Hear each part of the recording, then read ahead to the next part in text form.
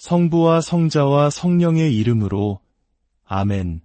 사랑하는 형제자매 여러분, 오늘 여러분과 함께 나눌 이야기는 아주 오래된 시간 속 신비로운 믿음의 흔적을 따라가는 여정입니다. 이 이야기가 여러분의 마음에 작은 은총의 씨앗이 되기를 바라며 이 영상을 통해 잠시나마 평화를 얻으신다면 좋아요와 구독으로 주님의 사랑을 널리 퍼뜨리는 일에 동참해 주시길 청합니다. 여러분이 나누는 모든 선한 영향력 위에 하느님의 축복이 가득하기를 기도합니다. 이야기는 지금으로부터 약 1600년 전인 5세기경 이탈리아의 한 곳에서 시작됩니다. 이탈리아 지도를 장화 모양에 비유하곤 하죠. 그 장화의 뒷굽 쪽에 툭 튀어나온 반도가 있는데 바로 가르가노 반도입니다. 그곳에 아주 부유한 한 남자가 살고 있었습니다. 그에게는 특별히 아끼는 황소 한 마리가 있었습니다. 그런데 어느 날 그 소중한 황소가 사라져 버렸습니다. 남자는 며칠 동안 온 산을 헤매며 황소를 찾아다녔습니다. 마침내 그는 산중턱에 깎아지른 듯한 절벽 위에서 황소를 발견했습니다. 그런데 황소의 모습이 기이했습니다. 마치 무언가에 이끌린 듯 동굴 입구를 향해 무릎을 꿇고 그 안을 들여다보고 있었습니다. 남자는 난감했습니다. 저 위험한 곳에 있는 황소를 어떻게 데려와야 할까? 그는 일단 황소의 주의를 끌어 그곳에서 벗어나게 할 생각으로 활을 꺼내 들었습니다. 겁을 주어 스스로 내려오게 만들 심산이었죠. 그는 활 시위를 힘껏 당겼다가 놓았습니다. 핑 소리를 내며 날아간 화살은 정확히 황소를 향해 날아갔습니다. 바로 그때 믿을 수 없는 일이 벌어졌습니다. 황소에게 닿기 직전 화살이 마치 보이지 않는 벽에 부딪힌 것처럼 공중에서 방향을 틀더니 시위를 떠났던 그 속도 그대로 되돌아와 남자의 몸에 박힌 것입니다. 너무나도 충격적이고 기이한 경험에 당황한 남자는 곧장 마을의 주교님을 찾아갔습니다. 그는 지역사회에서 부유하고 존경받는 인물이었기에 주교님은 그의 말을 허투루 듣지 않았습니다. 주교님은 이 기이한 사건에 하느님의 뜻이 담겨 있을 것이라 생각하고 3일 동안 금식하며 간절히 기도했습니다. 그리고 3일 후 주교님은 직접 그 동굴을 찾아갔습니다. 그가 동굴 입구에 다다랐을 때 눈부신 빛과 함께 미카엘 대천사가 나타나 말했습니다. 더 이상 이곳에서 황소의 피를 흘리지 말라. 이곳은 이미 정화되었으니 들어와 하느님께 기도를 바쳐라. 하지만 주교님은 그곳을 떠나 일상으로 돌아온 뒤 자신이 본 것이 과연 실제였는지 의심이 들기 시작했습니다. 혹시 헛것을 본 것은 아닐까? 그는 결국 아무런 조치도 취하지 않고 그 일을 잊으려 했습니다. 그로부터 2년이 흘렀습니다. 당시 이탈리아는 아직 완전히 그리스도교화되지 않은 상태였습니다. 로마 제국의 오랜 다신교 전통이 여전히 남아있었고 곳곳에 이교도 도시들이 존재했죠. 어느 날 이웃의 강력한 이교도 도시가 군대를 이끌고 주교님의 도시를 침공하려 한다는 소식이 들려왔습니다. 도시는 절체절명의 위기에 빠졌습니다. 주교님은 모든 시민에게 3일간 함께 기도하고 단식하며 하느님의 자비를 구하자고 호소했습니다. 주교님 자신도 간절히 기도했습니다. 그러자 미카엘 대천사가 다시 그의 앞에 나타나 말했습니다. 내가 너희의 도시를 지켜주겠다. 그리고 약속대로 적군이 도시를 향해 진군해 올 때 갑자기 하늘에서 거대한 폭풍우가 몰아쳤습니다. 우박과 번개가 쉴 새 없이 내리쳤고 천지를 뒤흔드는 천둥 소리의 적군은 공포에 질려 뿔뿔이 흩어져 달아나 버렸습니다. 도시는 기적적으로 구원받았습니다.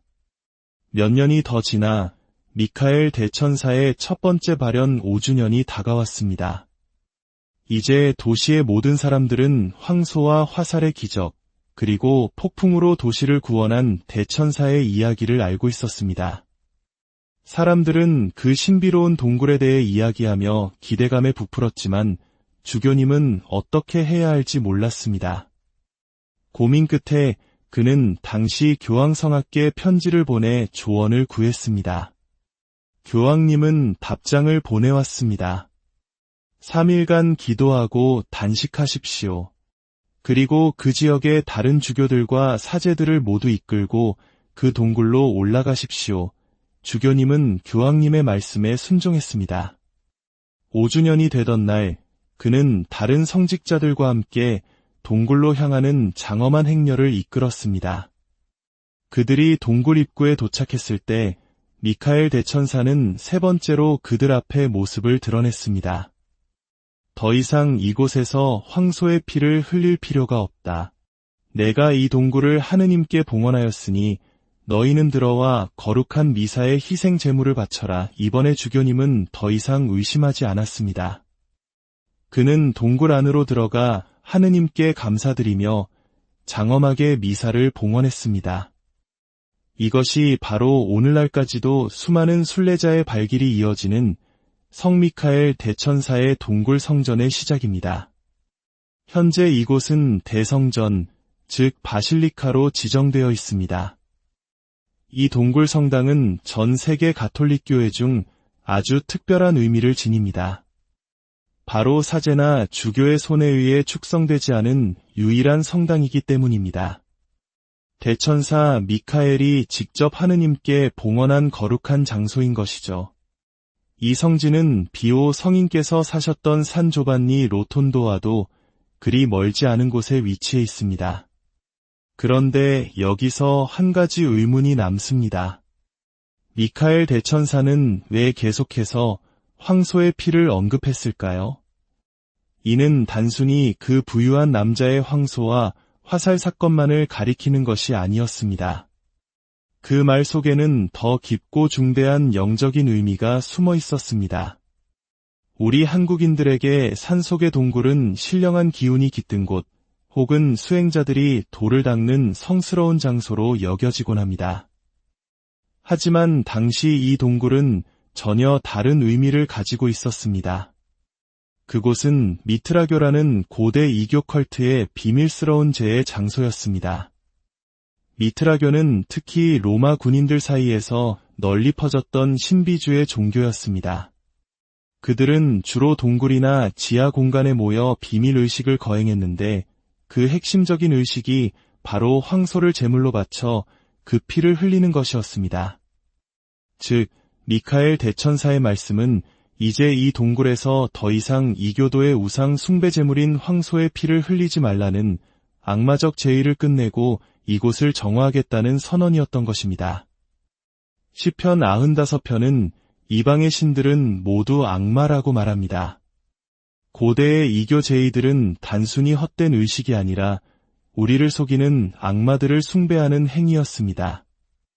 미카엘 대천사는 바로 그 악마적 숭배의 중심지였던 동굴에 강림하여 악의 세력을 몰아내고 그 공간을 하느님을 위한 거룩한 예배의 장소로 완전히 정화하신 것입니다. 오늘 우리가 기념하는 이 축일은 단순히 미카엘 대천사 한 분만을 기리는 날이 아닙니다. 이 동굴 성전은 사실 모든 천사들에게 봉헌된 곳입니다. 그래서 오늘 전례의 독서와 복음 말씀들은 수호천사에 대한 가르침을 담고 있습니다. 천사들은 우리를 돕기 위해 존재한다는 사실을 기억하는 것은 매우 중요합니다.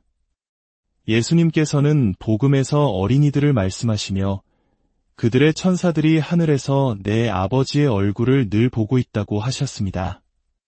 수호천사에 대한 믿음은 단순히 아이들에게 들려주는 아름다운 이야기가 아니라 교회가 선포하는 명백한 교리입니다. 트리엔트 공의회를 비롯한 수많은 교회의 문헌들은 모든 사람이 세례때가 아니라 잉태되어 창조되는 그 순간부터 각자에게 지정된 고유한 수호천사를 갖게 된다고 가르칩니다.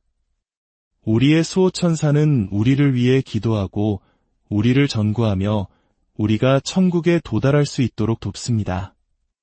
누구로부터 우리를 돕는 것일까요?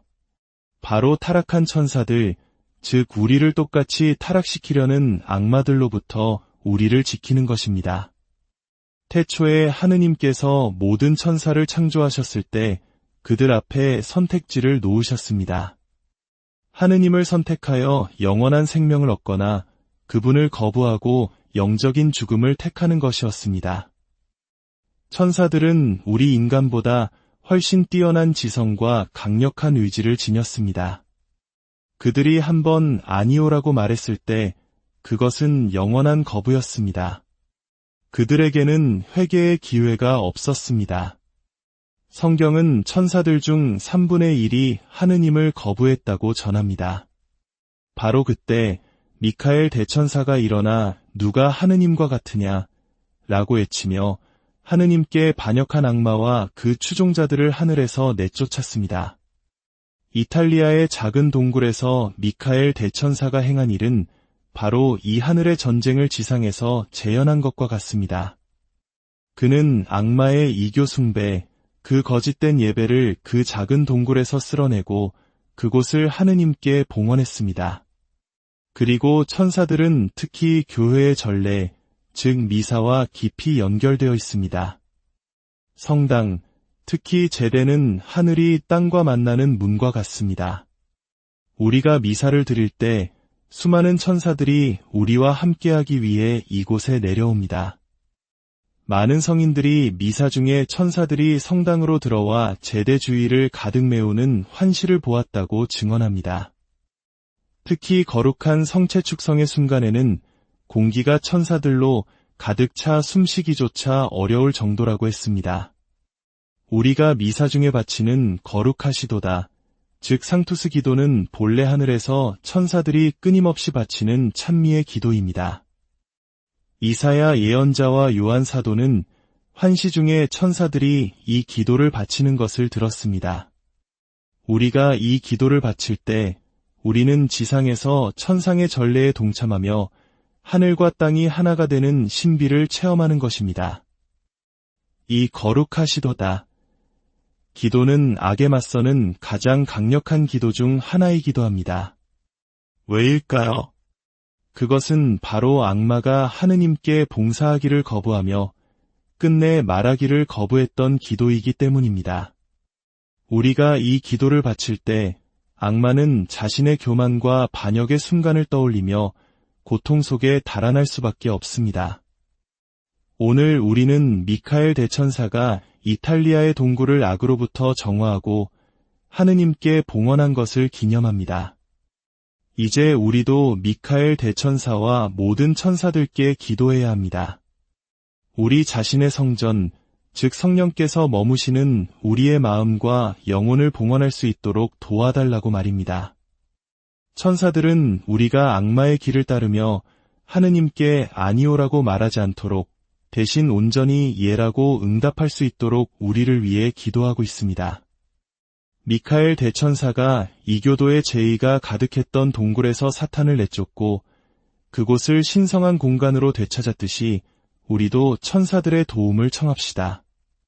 우리 자신을 정화하고 죄에 대한 집착에서 벗어나 주님을 위한 거룩한 성전이 될 수 있도록 그들의 전구를 청합시다. 성부와 성자와 성령의 이름으로